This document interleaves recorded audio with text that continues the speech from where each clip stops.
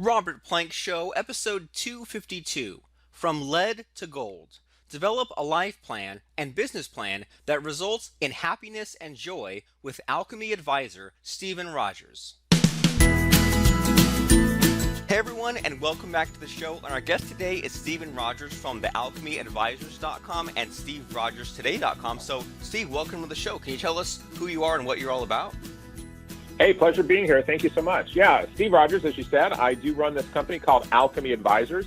It's a consulting, coaching, and speaking business that I'm the main owner of. I have a few people that I outsource to.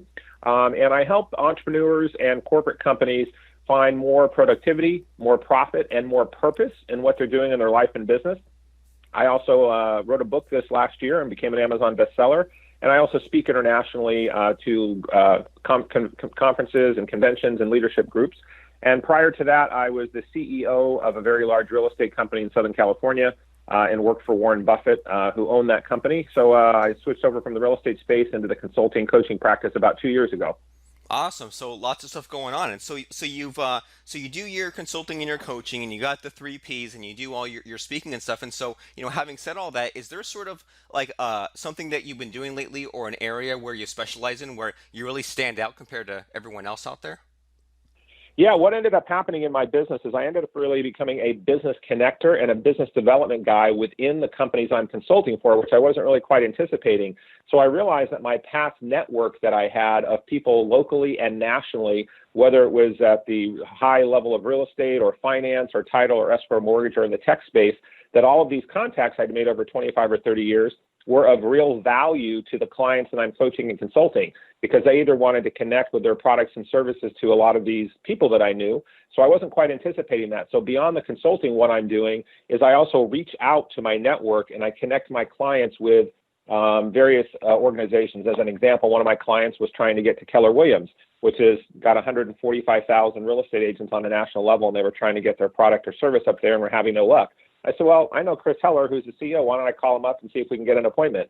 So I picked up the phone, called Chris, we had a chat, and now this particular client, a few months later, is a preferred vendor within this organization, going to be able to get their products and services out to the agent base in that network. So I have this ability now to become a master networker of connecting people that need to be connected. Awesome. So that's pretty cool, because I mean, I don't know about you, but like I've seen some people, or I've come across some people who they claim to be that kind of thing, or they say like, oh, well, I can find a guy to do this, and it turns out that they're just kind of doing a Google search. So that's awesome that you have just that, all those decades from your previous lives, so to speak, that you can kind of like draw on from and stuff like that. Yeah, it turned out to be really exciting. And being in the real estate space, the cool thing about being in residential real estate is there's a lot of different layers to that, because not only do you help someone sell a house, but then you have title, escrow, mortgage, home warranty, home insurance, technology companies, community leaders, charitable events that you get involved in. So it really did touch a lot of segments of how people live on a daily basis. So I realized in hindsight, I didn't kind of think about this going to my consulting practice, but I realized that I had a lot more contacts and had connected with a lot more people than I ever realized, and that was valuable to others. So it's kind of evolved into something I wasn't expecting. Awesome, well, good stuff. And so, I mean, so you're this coach kind of dude, and you connect people with people who need things to happen. And so, when you're dealing with these clients and things like that, do you see like a number one universal mistake people are making, as far as like, when they come to you and they have a problem? Is it a matter of like, do people not know what they want, or is it just a matter of they're not talking to the right people, or where are you seeing people get held back in your travels and your adventures? Yeah, it still surprises me that small and large business owners still do not have a concrete, detailed, specific, and outlined business and life plan. They have it in their head. They discuss it amongst their team. They might have it, in some general format on a couple different Excel spreadsheets here and there. But being under the Warren Buffett Company and Home Services of America, I was kind of instilled upon me. I mean, we had accountability for everything we did. We tracked and measured everything. We had 3 and 5 year projections for where we wanted to get to. Not only did we have the numbers, but we had the step-by-step processes as to how we were going to get there. We anticipated where we might have downfalls of potential market issues or competitor issues. So it's amazing to me how some small and mid-sized entrepreneurs, and even some larger companies, either make a plan and it goes in a drawer and then they don't focus on it anymore, and then they're out doing the day-to-day grind every day in the business, or they don't have a written plan. So it's really interesting when people come to me, I ask them specifically that. What's your business plan? What's your mission statement? What's your vision statement? What's your core principles? Give me your 1-year action plan. And many times they go, well, I don't really have that.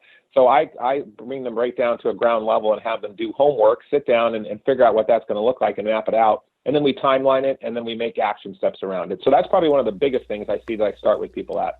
The second biggest thing I see is that people forget what their purpose is. And I'm only working with business owners and leaders that are really originally started or want to be focused on higher purpose in life and in general. I don't want to just work with people that are looking just to make money.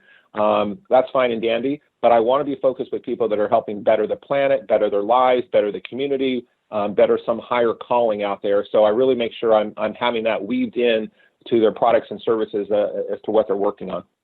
Awesome. That makes a lot of sense, and it sounds like by sort of choosing to work with that kind of person, you end up dealing with the kind of person that doesn't get burned out as much and sort of makes better decisions because they're looking further than just their next big payday. Yeah, that's right, and they're more fun to work with, and then they stir my soul and they excite me because I get excited about when I go to meet with them or pick up the phone and call them. There's many times as I was an executive or leader and I was coaching managers or agents, and it was all about their production and how many more deals they could do and all of that stuff. And it was part of my job. And as much as I was good at it and I knew it was necessary, I wasn't always thrilled to do it. When you're doing that day after day and week after week. So I realized if I was going to control my own destiny, I wanted to work with people like you just said, that were more passionate, that were more excited, that got into less burnout because they were doing it for something more than just the money. Awesome. That's pretty good life advice in general. And so you listed a bunch of things a minute ago about how people have to have like this kind of plan and this sort of timeline and stuff like that. And so when you come to someone and you ask them all these questions, like, do they have this list of things? And they say, no, I don't have that. And you say, we got to work on that. Like, is this in your book, or do you have some sort of resource where if someone was missing these things and they needed to go down the list and make that 1-year plan and make all those things, is there a place someone can go and just sort of go through that process? Yeah, that's a great question. My book, From Lead to Gold, definitely talks about that. It talks about part of my journeys of my trials and tribulations of going through my path. And in the middle of the book does give examples on how do you create a plan, how do you create a life plan, how do you hire a team, how do you keep your team focused, how do you get great PR in the community. So there is some step-by-step how-to in the middle of my book. There's also some links in the back of my book that takes people to my site, which is thealchemyadvisors.com. And on that site, there's ways that you can access some spreadsheets or some business plan templates. And then when I work with people, if they don't have those things, based on the resources I have of things that I've collected over the years from mentors or coaches I've had or books that I've read, then I will provide and customize to that particular client what they need in the moment. There's a book that I always recommend to people, and it's one of my mentors and a great leader and someone who did a forward in my book. But Mr. Brian Tracy, who many people have heard of, has written probably 70 or 75 books, has spoken all over the world. Brian is a good friend of mine and was my business coach for a few years. But he has a book called Focal Point Coaching. And it's not necessarily about coaching, but it's about detailed step-by-step processes to create your business plan, your life plan, your mission statements, and your core values, and then your action steps about where you're trying to get to. So that's another good book I would start with.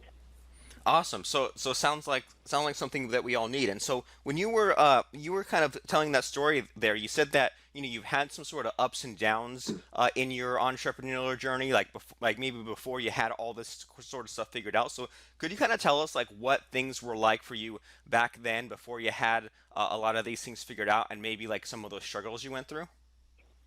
Yeah, just quick Reader's Digest version. I was a very rebellious kid. I moved out of my house when I was 17 years old. So I finished the last year of high school waiting tables and working in pizza places.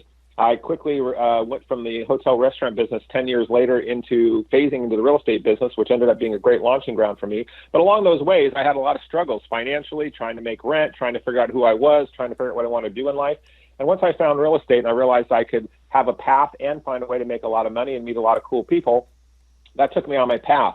When I got from sales into management, I went from being a manager of a real estate company up to becoming the CEO, and was in that company for 15 years. That company at its peak had 5,000 real estate people, had 110 offices, and we were doing about $25 billion a year in sales volume. and that company got sold to, Warren Buffett bought that company in 2001. So I worked under the Warren Buffett Home Services Berkshire Hathaway company for many years. But along those paths, in between that story, I had many politic issues I had to go through within corporate companies. I had lots of downfalls with personal health issues that came that I had almost 2 near-death dying experiences because I was pushing myself too hard in stress and drinking too much and not taking care of myself. And I got through that path, and now I'm healthier than I've ever been. And then at the end of that path, after 15 years in the downside of the real estate market, I ended up getting fired. And I got pushed out after 15 years into the world. It wasn't a huge surprise at the end, because when the real estate market started crashing in 2006, 2007, I and my team had to close 45 of our 110 offices. So we were laying off people and closing offices left and right. We were cutting and slashing budgets. And then a week before Christmas in 2008, they came to me and said, okay, now we've gotten most of this done, and we're going to put the guy on under you that makes half the money you make. Now you're out of here. So that was corporate America at its worst. But I said to myself, you know what? They didn't fire a CEO. They just birthed an entrepreneur. And so I went out and then I started my own real estate company in the worst real estate market that I'd worked in 2008-9. And I started my own real estate company. And so I had to go through the trials and tribulations of building a real estate company from scratch, and a lot of trials and tribulations in that. So it's not always been an easy path for me. And I believe that I've learned more from my challenges and my failures, whether they were physically, mentally, financially, or business-wise, than I have from my successes. And people have heard that before, because it's true. I relish in my success, but I really remember and take to heart and soul my failures. Awesome. And I can completely relate to that, especially how, like, when you're going through the failure or the downturn or whatever you want to call it, it's like in the moment it feels like the worst thing to ever possibly happen. But then even, 6 months, a year, 2 years later, you look back and you're like, actually, when you look at the big picture, that's actually a good thing that sort of happened there. Exactly right. And it does feel that way when you're in the daunting situation of life-threatening health issues or financial tragedies, or you're getting, fired from work, or your relationship is broken up. That's no fun, and it doesn't feel good. But I realize that's such a part of life. I mean, it's a big, big part of life. So what I have conditioned myself to do through prayer, through writing, through affirmations, through my daily mindsets, through all the stuff that I do, when I'm in those things, I do my very best within days, weeks, or moments to get to look to finding the gift. So as soon as I have something that slaps me in the face, it's a brick upside the head, I, as quickly as I can, within my attitude and my mindset, I said, where is the gift in this? Where is the glory in this? And I immediately start trying to get to happiness and joy that the gift is coming, because the pain can't be this great if there's not a gift coming around the corner. And the quicker I can get to that mindset, the quicker I can maneuver through what looks like crap at the moment. Awesome. That's a pretty good outlook on things. And so, so in order to get from, like when you're maybe pushing yourself too hard, or maybe like drinking too hard or stuff like that, versus the mindset you have now, like, I mean, what's the difference? Is it that you're looking for the gift, or is it just the matter of like this life plan, or is it like a combination? I mean, what's the secret, I guess, to switching from, the mindset of Mr. Steve, 10, 20 years ago versus now? Yeah, that's a great question. And from the time I was in my early 20s, after I read the book Think and Grow Rich by Napoleon Hill, I have had a business and life plan of where I wanted my life to go and what I wanted it to look like. I mapped out, the kind of jobs I want to have, the relationships I want to have. And I realized at certain points in my life, there was very, very big gaps between what I was envisioning and where I was.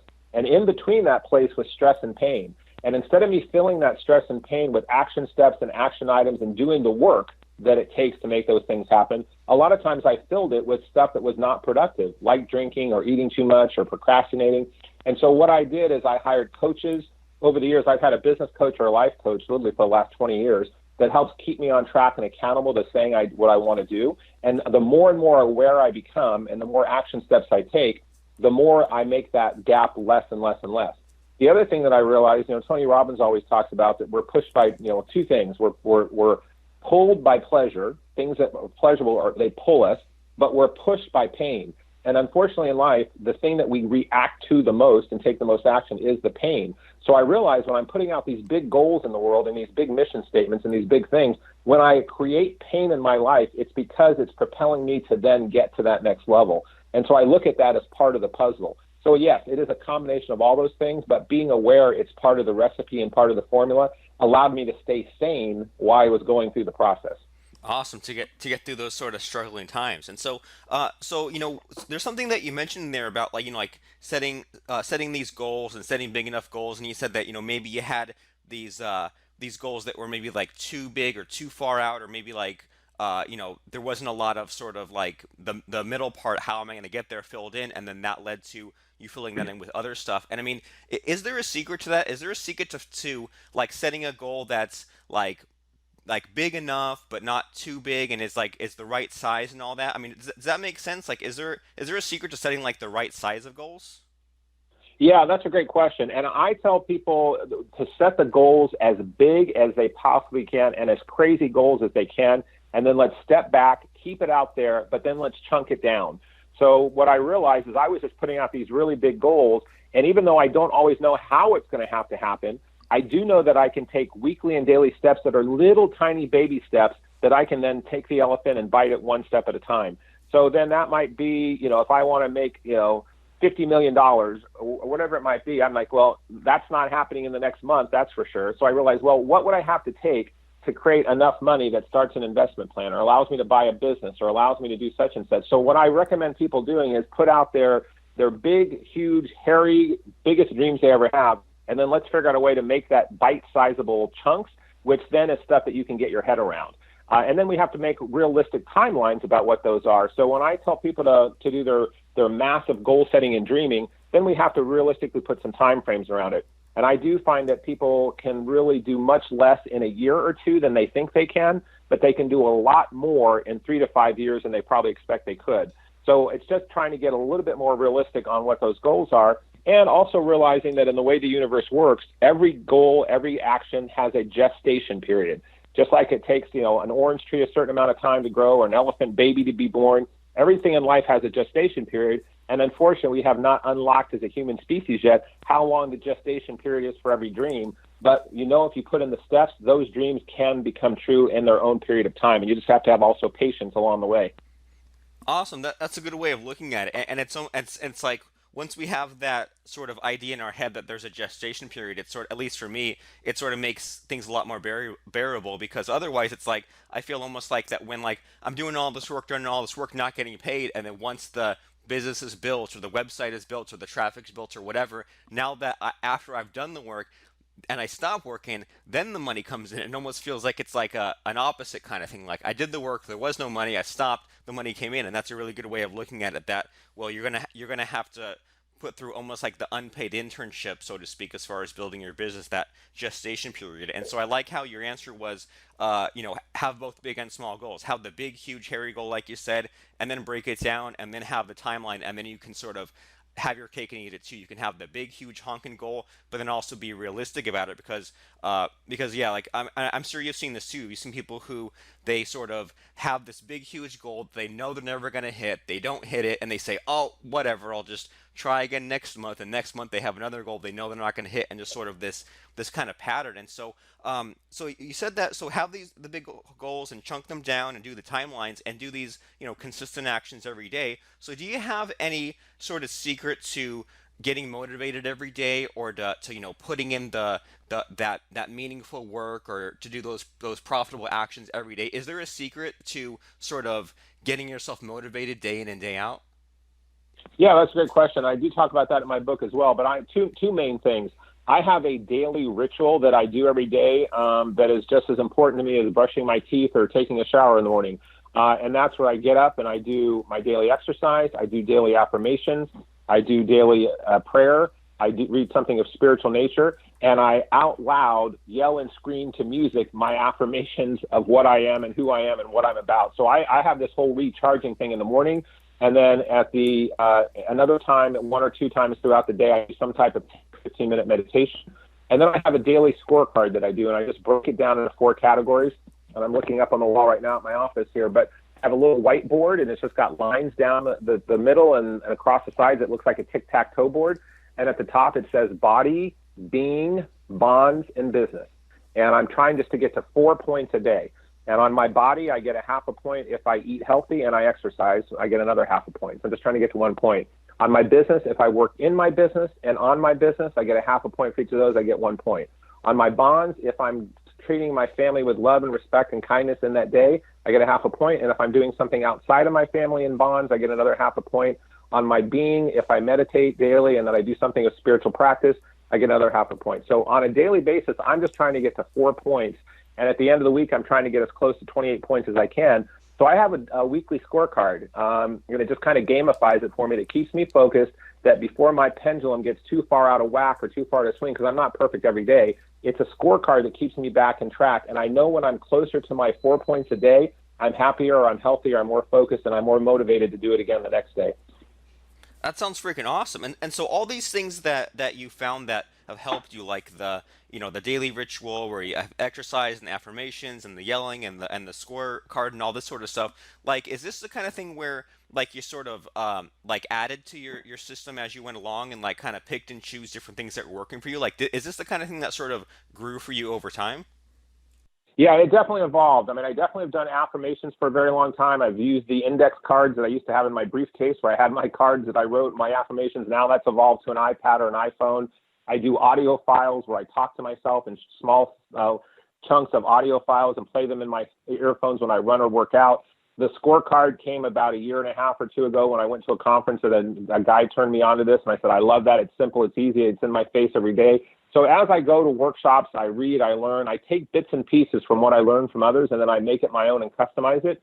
But yeah, it's definitely been an evolution. I've been a big believer for a long time, though, since I was in my probably early 20s, always been a big believer in affirmations, always been a big believer in goal setting and goal writing, and always been a big believer on having some type of an accountability partner or coach. So that's been a constant for probably 30 years. Awesome. And so if someone is sort of looking to, if they get your book and or they hear about some of this stuff and they want to apply it to their own life, I mean, do you recommend that someone like jumps on in, or should they just like try a couple of these techniques, or like what's the best path from sort of being from having no plan, having no system to sort of having these things in place? What's the best way to get from nothing to having that? Yeah, it's hard to jump in and do everything all at once. I mean, we have all these big lofty goals that you think of just New Year's resolutions. People want to lose weight, they want to have a better relationship, they want to save money, and they get so overwhelmed they don't do any of those. So I do recommend starting in small chunks and starting with something you're going to start getting some momentum and success and start building upon that. If you want to go deeper than that and you really want to get hellacious and take more than that on, then I do recommend getting someone who's a really high intensive. Let's say if you want to work out and you really want to get that intensive. I made that commitment years ago, and I said, I know I'm going to probably fall off of going to the gym, and I'm probably not going to be as consistent as I want. So I'm going to put my money where my mouth is. And I paid a trainer to come to my house 3 to 5 days a week and knock paying on my door at 6:30 in the morning. And if I was up or not, he was going to be there. And it made force myself to have someone so keep me focused, on track with what I said I wanted to do, that I couldn't get out of it. That if you really want to accelerate it, you're going to have to get more help than just yourself, because we have like a rubber band mentality that we quickly go back to old behavior, and it's very hard to break through behaviors. But I have a quote that I say that breaking through resistance is the price you pay for the dream you say you want. So breaking through resistance is the price you pay for the dream you say you want.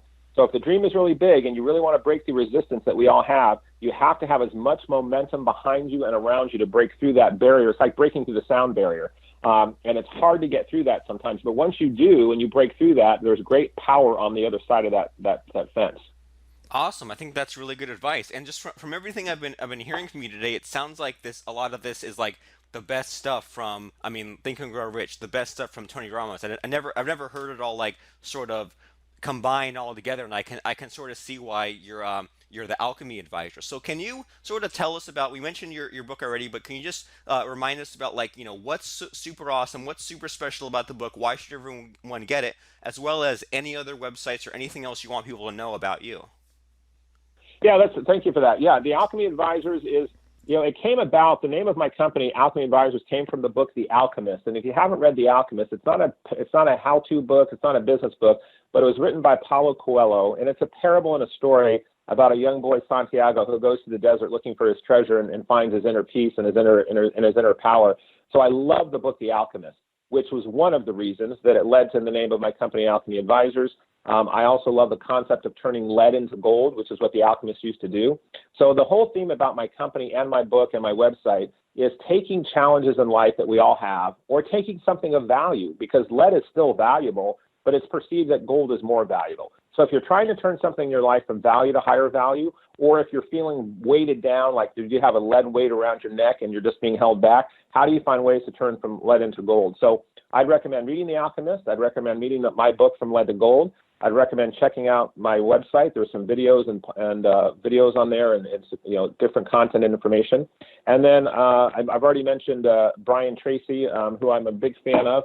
And then there's another gentleman who runs Mind Valley. His name is Vishen. And if you go to mindvalley.com, Mind Valley is kind of a current modern day self-help improvement kind of site that really helps with the power of thought and mind. And Vishen wrote a book called The Code of the Extraordinary Mind. And his last name is Lakhini, Lakhiani. And it's kind of like a modern day Think and Grow Rich, if you would, but with a lot more spiritual influence around it. So I'm a big spiritual guy that I like to believe in something higher than myself. But those are a few words of wisdom and nuggets I'd leave behind for the listeners.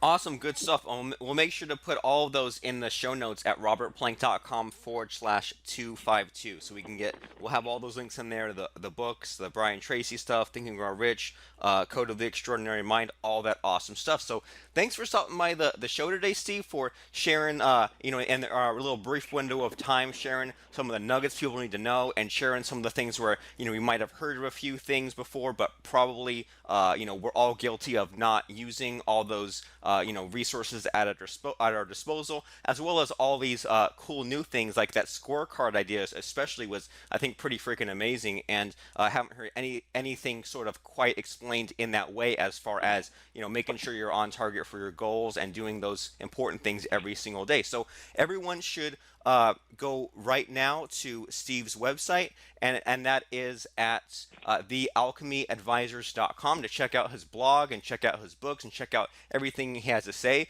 thealchemyadvisors.com. So thanks so much, Steve, for stopping by the show today. Thank you, Robert. It was really fun. I appreciate all that you're doing. I know you've been doing this for a while and keeping people engaged, so keep doing what you're doing. It's very valuable. Go right now to robertplank.com/iTunes to subscribe to the show, listen to other episodes, and rate and review the show.